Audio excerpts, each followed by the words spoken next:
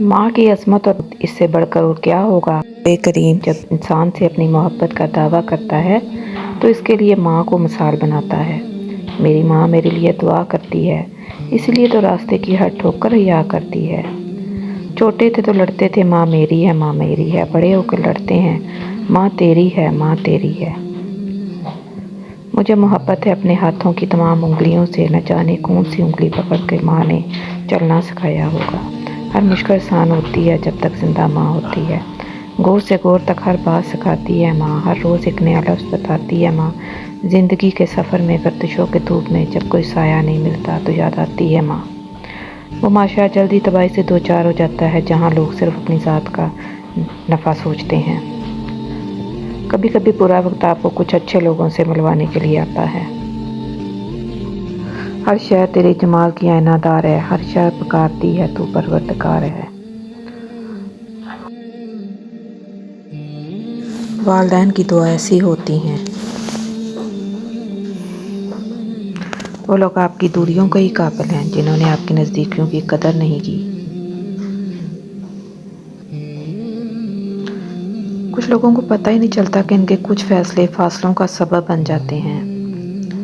थोड़ी सी थकावट पर नमाज ना छोड़े इंसान उन लोगों से कुछ सीख जिन्होंने जिस्म में खंजर होते हुए भी आखिरी सजदा ना छोड़ा। अंधेरों की दुनिया को रोशनी में बदल देने वाला अमल दुरूद पाक पढ़ना है। यही वो दुआ है जो वीरान दिलों को बात करती है। अल्लाह के खजानों में सबसे कीमती चीज़ हिदायत है।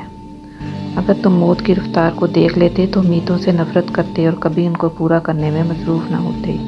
रसूलुल्लाह सल्लल्लाहु अलैहि वसल्लम ने फरमाया, जन्नत के 100 दर्जे हैं, हर दर्जा इतना बुलंद वाला है जितना आसमान और ज़मीन के दरमियान फासला है। सबसे बुलंद जन्नतुल फरदौस है। जन्नत का दरमियानी या आला तरीन मकाम फरदौस है, अर्श इलाही फरदौस पे है। इसी से जन्नत की नहरें फूटती हैं। इसलिए जब तुम अल्लाह से मांगो तो जन्नतुल फरदौस मांगा करो। रसूलुल्लाह सल्लल्लाहु अलैहि वसल्लम ने फरमाया, जब तुम में से कोई अपनी मस्जिद में नमाज बाजमात अदा कर ले तो अपनी नमाज में से अपने घर के लिए भी कुछ हिस्सा रखे, क्योंकि अल्लाह के घर में इसके नमाज पढ़ने की वजह से खैर भलाई करेगा। बदतरीन गुनाह, हज़रत इमाम अलैहिस्सलाम ने फरमाया, बुरे लोगों को अच्छा कहना बदतरीन गुनाहों में से एक है। जो शख्स अल्लाह को रात को पुकारता है अल्लाह से गनी कर देता है। जो अल्लाह को की इताअत इख्तियार करता है अल्लाह से बरगज़ीदा बना देता है। तुम्हारे साथ रहने वाला तुम्हारे नफ्स की इस्लाह में माफ़नत नहीं करता तो उसका साथ वबाल है। मेरी जंग फ़कत यजीद से नहीं बल्कि हर उस शख्स से है जो यजीद का जैसा किरदार रखता है। हज़रत मोहम्मद सल्लल्लाहु अलैहि वसल्लम ने फरमाया, जिसने वज़ू करने से पहले पहला कलमा पढ़ लिया, अल्लाह वज़ू के हर कतरे पे एक फरिश्ता खड़ा कर देगा जो क़यामत तक कलमा पढ़ता रहेगा, जिसका सवाब कलमा पढ़ने वालों को और सबको बताने वालों को क़यामत तक मिलता रहेगा।